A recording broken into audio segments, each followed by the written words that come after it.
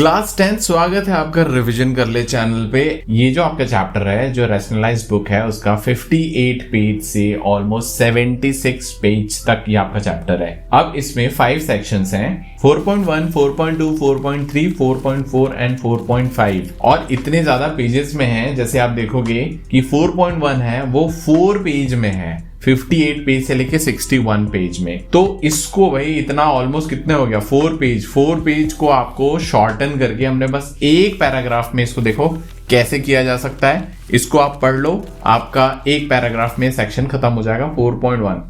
इस चैप्टर में earth crust में जो कार्बन बताया गया है 0.02% से 0.03% respectively. Carbon compounds unlike ionic compounds have low melting and boiling points due to weak intermolecular force and are poor conductors of electricity. ये इंपॉर्टेंट बात बताई गई है। कोवेलेंट बॉन्ड के बारे में बताया कि इलेक्ट्रॉन कैसे शेयर करके एटम बनता है। Hydrogen atom single covalent bond बनाता है, ऑक्सीजन डबल बॉन्ड बनाता है, वही ऑक्टेट स्टेबल फॉर्मेशन के लिए। Nitrogen form triple bond in diatomic molecules. Methane a compound of carbon consist of single covalent bond between carbon and hydrogen. तो आप वैसे ये पैराग्राफ पढ़ लीजिए और एनसीईआरटी बुक से मिला लीजिए। आपको ऑलमोस्ट 99% जो इंपॉर्टेंट टॉपिक है एग्जाम के लिए वो मिल जाएंगे।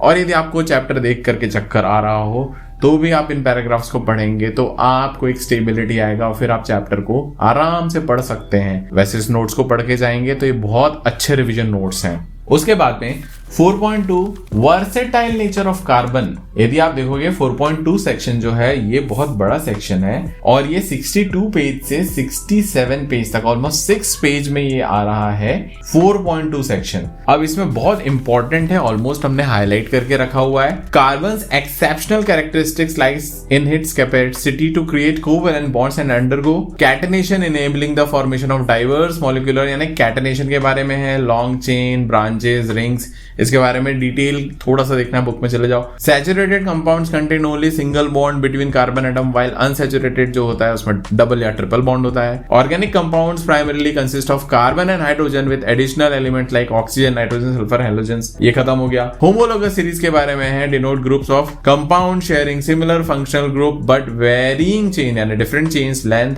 नॉमेनक्लेचर के बारे में है, नॉमेनक्लेचर के बारे में थोड़ा डिटेल में पढ़ने के लिए बुक में जाना पड़ सकता है, लेकिन फिर भी carbon chain length is identified. Functional groups जो है इसमें एन, इन, आइन ये सब जो है ये हमने यहाँ पे दिया हुआ है। तो ये हो गया 4.2 section.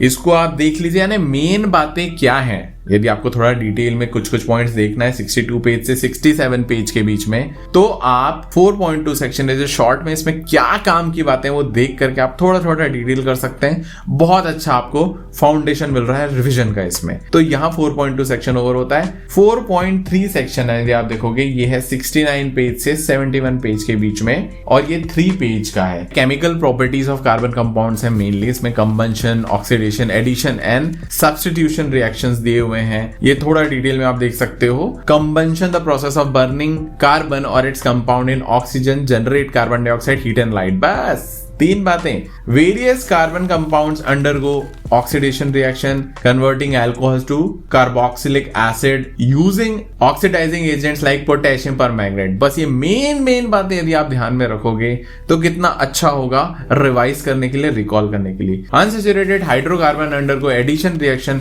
In the presence of catalyst forming saturated hydrocarbon. Moreover saturated hydrocarbons can undergo substitutional reactions where chlorine substitute hydrogen atom under. यानी आपको ये पूरा का पूरा एक समराइज करके आपको मेन बातें बताया कि किसमें क्या बन रहा है, किसमें क्या बन रहा है। इसके केमिकल यदि आपको रिएक्शंस देखना है तो आप बुक से देख सकते हो, लेकिन मेन बात दिमाग में आप रख सकते हो। उसके बाद में एक्टिविटी 4.3 भी दिया हुआ है, आप इसको पढ़ लीजिए। और एक्टिविटी 4.5 के बारे में भी दिया हुआ है, इसके क्या आउटकम्स है वो भी आप देख लीजिए। इसके बाद में नेक्स्ट जो है वो 72 पेज से 74 पेज तक 3 पेज में 4.4 को हमने समराइज किया हुआ है एक पैराग्राफ में। सेक्शन 4.4 में एथेनॉल एंड एथेनोइक एसिड की प्रॉपर्टीज है। Ethanol a room temperature liquid is present in alcohol drinks and medicine act as a solvent. ये हो गया, दिमाग में रख लिया। It reacts with sodium to form sodium ethoxide and hydrogen gas. क्या बढ़िया बात है। Ethanoic acid also known as glacial acetic acid freezes like glaciers, इसलिए ग्लेशियल हो गया भाई रिविजन।